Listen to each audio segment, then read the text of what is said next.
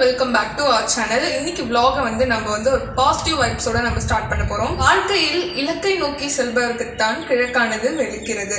இலக்கு இல்லாதவர்களுக்கு கிழக்கு வெளுப்பதில்லை. அதே மாதிரி தாங்க நம்ம வாழ்க்கையுமே. வாழ்க்கையில வந்து ஒரு லட்சியத்தை நோக்கி பயணிப்பவர்களுக்கு தான் வெற்றி வந்து கிடைக்குது.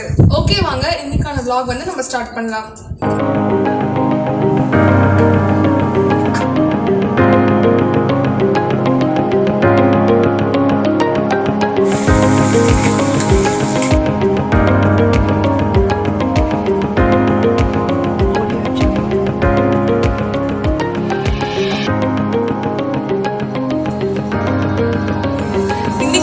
ஒரு சண்டே vlog தான் பார்க்க போறோம். என்ன வந்து சண்டே வந்து நமக்கு வந்து லஞ்ச் அப்படின்னு வந்து அத்தை கிட்ட கேட்கலாம். இன்னைக்கு சிக்கன் வாங்கிட்டு வந்திருக்காங்க. சிக்கன் செய்யலாம். சிக்கன் கிரேவியும் சிக்கன் பிரியாணி செய்ய போறோம். தயிர் வெங்காயம் வைக்க போறோம். வாங்க எப்படி செய்யலாம்னு பார்க்கலாம். நம்ம கேஸ் ஆன் பண்ணி குக்கரை வச்சுட்டோம். நம்ம குக்கரை ஆன் பண்ணிட்டோம். சூடாயிட்டு இருக்கு. நம்ம பிரியாணி அரிசி நான் இப்போ தான் ஊற வச்சுருக்கேன். குக்கரை ஆன் பண்ணுறதுக்கு கொஞ்சம் முன்னே தான் நான் ஊற வச்சுருக்கேன். 20 நிமிஷம் ½ அன் ஹவர் நமக்கு ஊறுனா போதும். அப்போ தான் பொழு பொழு நல்லா வரும் பிரியாணி. நான் பாஸ்மதி அரிசி எடுத்துருக்கேன். எண்ணெய் ஊற்றிக்கலாம். 2 ஸ்பூன் நம்ம நெய் போட்டு போகிறோம் வாசனைக்கு. லவங்கம் எடுத்துருக்கோம், அன்னாச்சி பூ எடுத்துருக்கோம், 4-5 ஏலக்காய் எடுத்துருக்கோம், பட்டை எடுத்துருக்கோம், பிரிஞ்சி இலை வச்சுருக்கோம். இப்போ இதை நம்ம எண்ணெயில் போட்டுடலாம். ரொம்ப இது பண்ண வேணாம். போட்டுட்டு உடனே நம்ம வெங்காயம் போட்டுடலாம். இந்த ஃப்ளேவர் மட்டும் வரட்டும் எண்ணெயில். எண்ணெயும் நெய்யும் நல்ல வாசனையாக இருக்குது. இப்போ நீட்டமாக அரிஞ்ச வெங்காயத்தை நம்ம போடலாம்.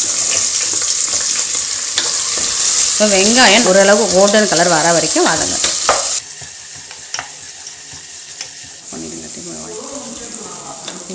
வெங்காயம் நல்லா கலர் வந்துடுச்சு பாருங்கள். இந்த மாதிரி நல்லா வெங்காயம் வதங்கணும். அந்த ஃப்ளேவர் தான் மெயின். இப்போ நம்ம மிளகாய் பொடி போட போகிறோம். இஞ்சி பூண்டு போடுறதுக்கு முன்னாடி ஏன் போடுறீங்கன்னு கேட்காதீங்க. அப்போ தான் கலர் வரும், நல்லாயிருக்கும். ஃபஸ்ட்டு நம்ம மிளகா பொடி தான் போடணும். நம்ம 2 கிளாஸ் ரைஸ் எடுத்துருக்கோம். அதனால் 2 ஸ்பூன் போட போகிறோம். மிளகா பொடி மட்டும்தான் போடுறோம். கொஞ்சமாக மஞ்சள் பொடி போட போகிறோம். 2 ஸ்பூன் மிளகா பொடி போட்டிருக்கோம். இதுதான் பிரியாணிக்கான கலர். இதுக்கப்புறம் தான் நம்ம இஞ்சி பூண்டு பேஸ்ட்டு போட போகிறோம். மஞ்சள் பொடி கொஞ்சமாக போடுறோம். நம்ம இஞ்சி பூண்டு பேஸ்ட்டு போடுறோம். இப்போ 1½ ஸ்பூன் இஞ்சி பூண்டு பேஸ்ட்டு போடுறோம். மிளகாவோட நல்ல ஃப்ளேவர் வரும். நல்ல கலரும் வந்துடும். நம்ம ஃபுட் கலர் எதுவும் ஆட் பண்ண தேவையில்லை. இதுவே சூப்பராக இருக்கும். இது பாருங்கள், நல்லா இஞ்சி நல்லா வதங்கட்டும். இப்போ நம்ம கொத்தமல்லி தழை போட்டுக்கலாம். கொத்தமல்லி இலை பாதி போட்டுக்கலாம். நம்ம இப்போ புதினா இலையும் கொஞ்சம் போட்டுக்கலாம். இப்போ மிளகாய் பொடி எல்லாம் நல்ல மணம் வரும். நல்லா வதங்கணும். ஃபஸ்ட்டு மெயின் என்னென்னா அந்த வதங்கிட்டு அந்த எண்ணெய் பிரிஞ்சு வரணும். இங்கே பாருங்கள், அந்த ஒட்டாமல் இருக்குது பாருங்கள்.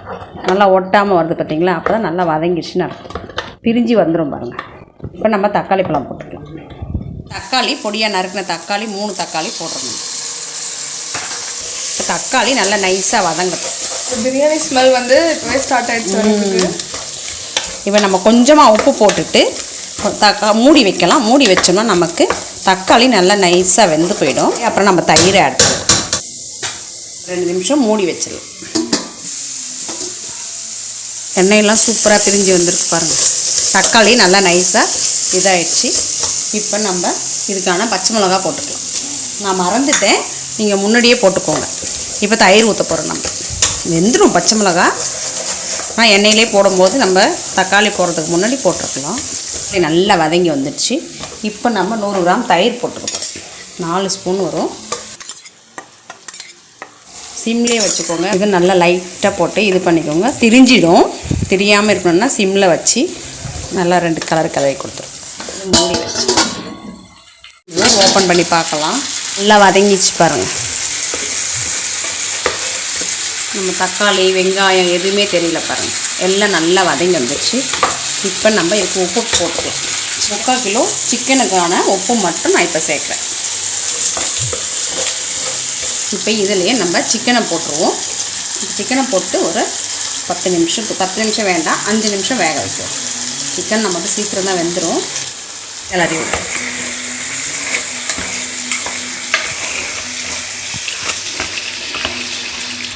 சிக்கன் கொஞ்சம் நேரம் வேகட்டும். இப்போ நம்ம மூடி வைக்கலாம். அடுப்பில் சிக்கன் கிரேவிக்கு வெங்காயம் தக்காளி எல்லாம் வதக்கிட்டு இஞ்சி பூண்டு வதக்கிட்டு சிக்கன் வதங்கிட்டுருக்கு. இப்போ இதுக்கான மசாலாவை போட்டுக்கலாம். நம்ம மஞ்சப்பொடி போட்டுட்டு வதங்கும் போதே சிக்கன் மசாலா தூள் போட்டுக்கலாம். 1 ஸ்பூன் சிக்கன் மசாலா போட்டுக்கலாம். வீட்டில் அரைச்ச மிளகா பொடி 2 ஸ்பூன் போட்டேன். நான் வதங்கும் போதே உப்பு சேர்த்துட்டேன். அவ்வளோதான் சிக்கன் கிரேவிக்கு. நான் ஃபுல்லாக கவர் பண்ணல, இன்னொரு நாளைக்கு நான் கவர் பண்ணுறேன். தண்ணியெலாம் எதுவும் ஊற்ற வேணாம், கொஞ்சம் நேரம் நல்லா வதங்கி வரட்டு.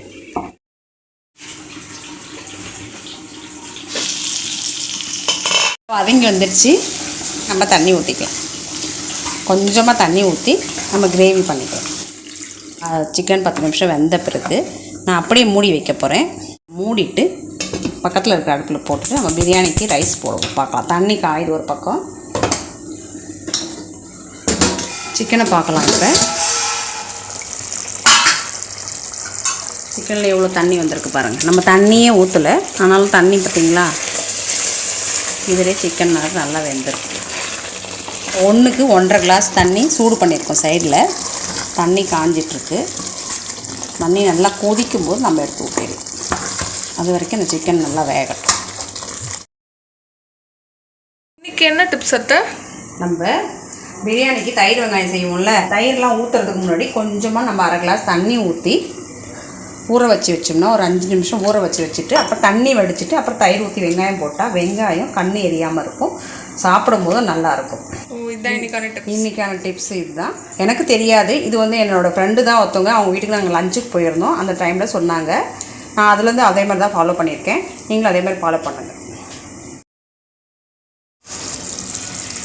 சூப்பராக வந்துடுச்சு பாருங்கள். நல்லா சிக்கன் வெந்து போச்சு. இப்போ நம்ம தண்ணியை கொதிச்சிட்ருக்கு. கொதிக்கிற தண்ணியை நம்ம ஊற்ற போகிறோம். கொதிச்ச தண்ணி ஊற்றணும் இல்லையா, அதனால் நல்லா கொதிச்சு இருந்துடும். இந்த பக்கம் நம்ம சிக்கனை வெந்துடுச்சு. இப்போ நம்ம கொதிக்கும் போது அரிசிக்கும் சேர்த்து இப்போ நம்ம உப்பு போட்டுடலாம். அப்புறம் தான் நம்ம அரிசி போட்ட பிறகு செக் பண்ணி பார்க்கறது கரெக்டாக இருக்கும். நம்ம ஏற்கனவே சிக்கனுக்கு போட்டிருக்கோம். இப்போ நம்ம ரைஸுக்கு தகுந்த மாதிரி உப்பு மட்டும் போடுறோம். வச்சு அரிசியை நான் போடுறேன்.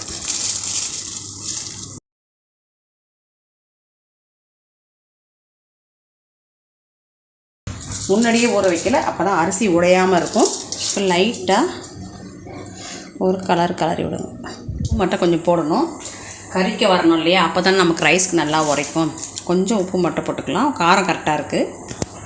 கொஞ்சம் உப்பு போட்டுறேன். நான் 1/2 லெமன் நான் பிழிஞ்சி வச்சுருக்கேன். அந்த லெமன் ஜூஸை ஊற்றிடுறேன். இப்போ உப்பு புளி காரம் கரெக்டாக இருக்கான்னு ஒரு வாட்டி செக் பண்ணிக்கோ. செம்மையாக இருக்குது. கரெக்டாக இருக்காங்களா? கரெக்டாக இருக்குது. வெயிட்டு போடாமல் குக்கரோட மூடியை நம்ம மூடி வைக்க போகிறோம். 10 நிமிஷம் இல்லை, அந்த தண்ணியோட செக் பண்ணுற வரைக்கும். சிக்கனை நம்ம கொத்தமல்லி இலை போட்டு இறக்கிடுவோம். அவ்வளோதான், நம்ம சிக்கன் கிரேவி ஆஃப் பண்ணிடுறோம். 5 நிமிஷம் ஆயிடுச்சு. நம்ம வெங்காயத்தை தண்ணி இல்லாமல் பிழிஞ்சு போட்டுக்கலாம். பாதி தக்காளியை நம்ம போட்டுக்கலாம். நல்லாயிருக்கும். மிக்ஸ் பண்ணிவிட்டு எடுத்து வச்சு நம்ம செக் பண்ணலாம் தண்ணியெலாம் இழுத்து வச்சான்னு. வாவ், சூப்பராக இருக்குது. நம்ம ஊற்றின தண்ணியெல்லாம் இழுத்துச்சு.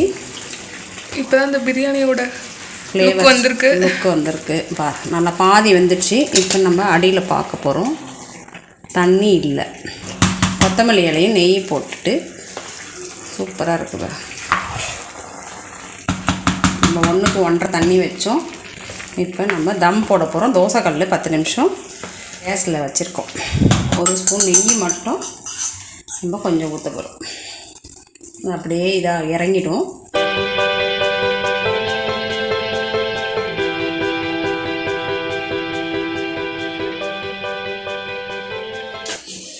வெயிட் போட தேவையில்லை. 10 நிமிஷம் நம்ம தோசைக்கல்ல வச்சா போதும்.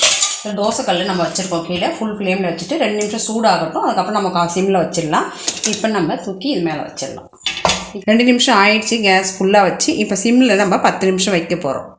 இப்போ அது 10 நிமிஷம் ஆகட்டும். நம்ம அதுக்குள்ளேயே மற்ற வேலையெல்லாம் முடிச்சிட்டோம். 10 நிமிஷம் ஆயிடுச்சு. இப்போ நம்ம கேஸ் ஆஃப் பண்ணிடலாம். இப்போ ஓப்பன் பண்ணி பார்த்துட்டு அதுக்கப்புறம் 10 நிமிஷம் கழித்து சர்வ் பண்ணலாம். சூப்பரான பொழுன்னு பிரியாணி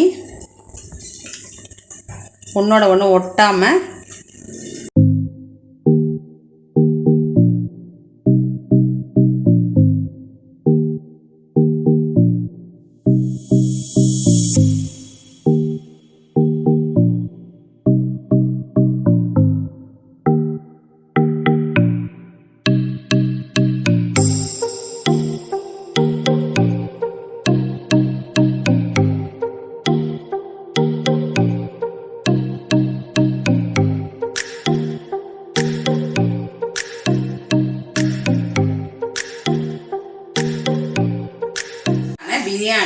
ஆயிடுச்சு. இப்போ எப்படி இருக்குன்னு டேஸ்ட் பண்ணி பார்ப்போம். ஃபஸ்ட்டு நம்ம மகா கொடுப்போம். சாப்பிடும்போது எப்படி இருக்குன்னு சொல்லட்டே இருந்த மகா. இந்த சிக்கன் ஒரு பீஸ் சாப்பிடுவோம். நல்லா எடுத்துருப்பா பாரு. எல்லாமே வந்து செமையா இருக்கு. பிரியாணி வந்து செமையா ரெடி ஆயிடுச்சு. சிக்கன் பீஸுமே வந்து நல்லா வெந்திருக்கு. ஒரு ஃப்ளேவர் கலர் எல்லாமே செமையா வந்திருக்கு. நீங்களும் இந்த பிரியாணி ரெசிபியை கண்டிப்பா வந்து வீட்டில் ட்ரை பண்ணுங்க. எப்படி இருக்குன்னு கமெண்ட்ல சொல்லுங்க. இந்த வீடியோ உங்களுக்கு பிடிச்சிருந்தா எப்படி இருக்குன்னு கமெண்ட் பண்ணுங்க, ஷேர் பண்ணுங்க, லைக் பண்ணுங்க.